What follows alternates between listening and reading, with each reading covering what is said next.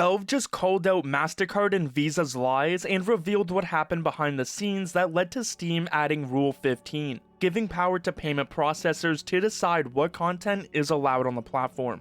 This controversy isn't just about games, it's about whether large corporations should be able to dictate what legal content creators can sell online. After tens of thousands of legal games were removed, gamers started fighting back against Visa and Mastercard by mass calling and emailing them, with numerous news sites picking up the story. This led to Visa and Mastercard both issuing responses. Visa now has a standard reply that they will share on every email or even on a call, which essentially just says they do not make moral judgments or moderate content. Mastercard also issued an official response saying Mastercard has not evaluated any game or required restrictions of any activity on game creator sites and platforms, contrary to media reports and allegations. Our payment network follows standards based on the rule of law. Simply put, we allow all lawful purchases on our network. At the same time, we require merchants to have appropriate controls to ensure Mastercard cards cannot be used for unlawful purchases, including illegal adult content. So all signs pointed to payment processors. Collective Show said it was them, Steam and Itch both said they were pressured by them, but both Visa and Mastercard tried to deny anything was happening.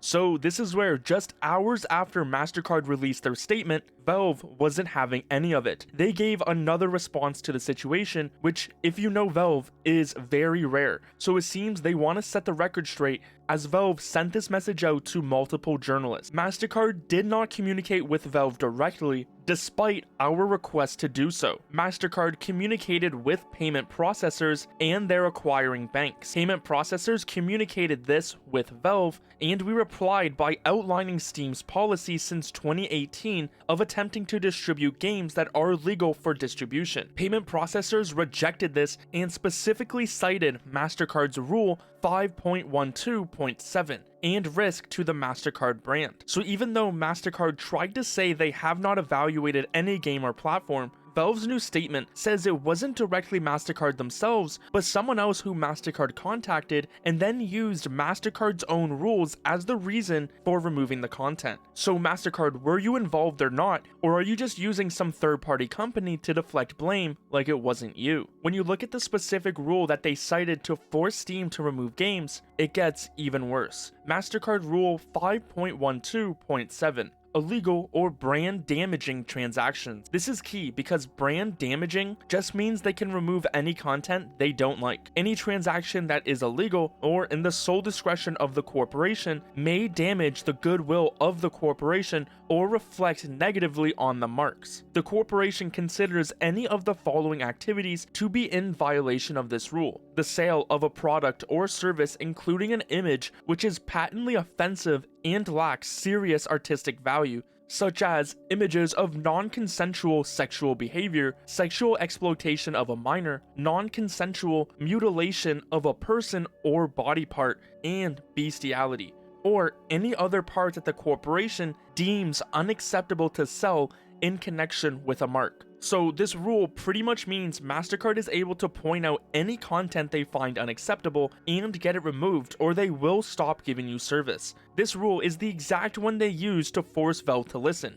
and even though Valve pointed out that they allow all legal content, they just wouldn't listen. So what's really happening here? Mastercard's denial seems like a way to avoid bad press, but their rules are clearly the reason these games were removed. This isn't an isolated incident either. The same kind of pressure was likely behind itch.io losing its payment processing with Stripe over adult games. Stripe's explanation also mentioned a need to follow the rules of card networks like Visa and Mastercard. Now, Valve did mention it wasn't Mastercard directly talking to them, as Mastercard talked to their payment processors and then they reached out to Valve. So even though Mastercard wants to deny it, all signs are pointing to them being involved. Now, Steam doesn't use Stripe like itch.io, but they do use PayPal. And get this, just before Rule 15 was added, some people noticed that PayPal was having a service disruption on Steam. This raises some serious questions about whether that was connected to the pressure from Mastercard and Visa.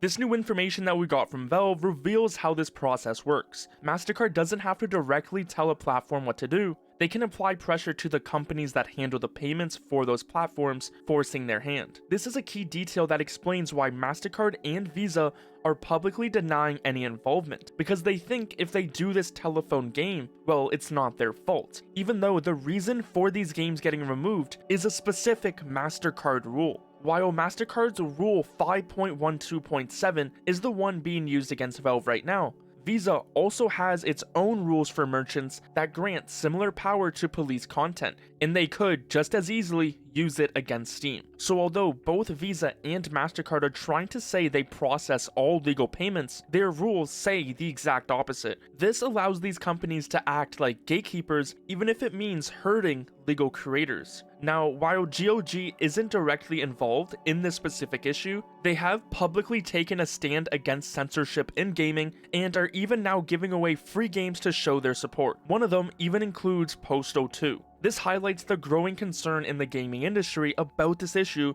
and how nearly everyone is coming together to fight this problem. As remember, your game might not be involved in this issue, but soon enough it will be. It's bad enough that Mastercard's rules say that they can stop you from selling any content they find unacceptable, but it even mentions non-consensual mutilation of a person or body part. So it seems like if they want to, they can turn this rule around and then go after violent games next. Either way, this issue doesn't seem to be stopping anytime soon. The fact Valve responded to the situation again is a pretty big deal, as they are usually very quiet. So as Valve calls out Mastercard's lies, the clash between gamers and these financial giants is just beginning, and the outcome will define the future of online content.